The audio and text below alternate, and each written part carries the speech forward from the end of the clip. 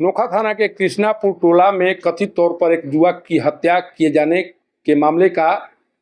Police के द्वारा खुलासा कर दिया गया है। पुलिस के द्वारा बताया गया है कि ये पूरा मामला है क्या, युवक की हत्या कहां पर की गई,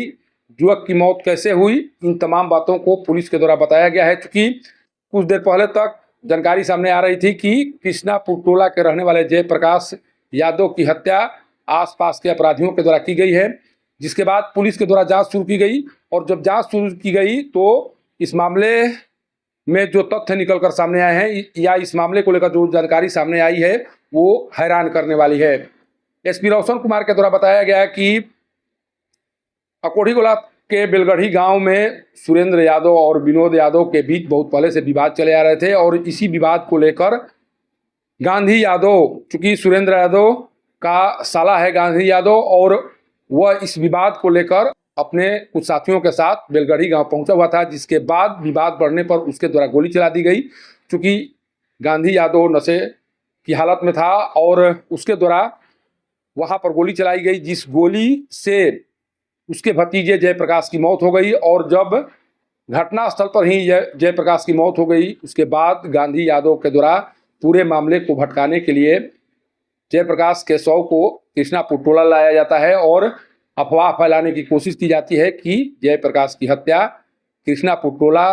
में ही की गई है और कुछ अपराधियों के द्वारा उसकी हत्या की गई। जिसके बाद पुलिस घटनास्थल पर पहुंची, स्वयं एसपी रोशन कुमार घटनास्थल पर पहुंचे और उनके द्वारा पूरे मामले की जांच शुरू की गई। और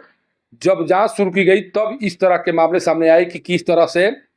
गांधी यादव के द्वारा इस पूरे मामले को भटकाने की कोशिश की गई। इस मामले में एक व्यक्ति को भी गोली लगी है। हालांकि इस विवाद से उस व्यक्ति को कोई लेना देना नहीं था, लेकिन इस घटना के दौरान वह व्यक्ति वहीं पर मौजूद था, जिस कारण से गांधी यादव की ओर से चलाई गई गोली का शिकार वह व्यक्ति भी हो गया और उसे इलाज के लिए किसी अस्पताल में भर्ती कराया गया है। लेकिन जिस तरह से इस मामले का पुलिस के द्वारा उद्भेदन किया गया है, सोचिए कि रात्रि के 10 बजे तक एसपी रोशन कुमार स्वयं घटनास्थल पर मौजूद थे और उनके द्वारा तमाम बातों को देखने का प्रयास किया जा रहा था। जब एसपी घटनास्थल पर मौजूद थे तब इस तरह के मामले निकलकर सामने आए। अगर पुलिस के द्वारा सही तरीके से काम नहीं किए गए होते तो वाकई में गांधी यादव के द्वारा अपने मकसद को पूरा कर लिया गया होता और किसी निर्दोष व्यक्ति को फंसाने की कोशिश उसके द्वारा की जाती। लेकिन जिस तरह से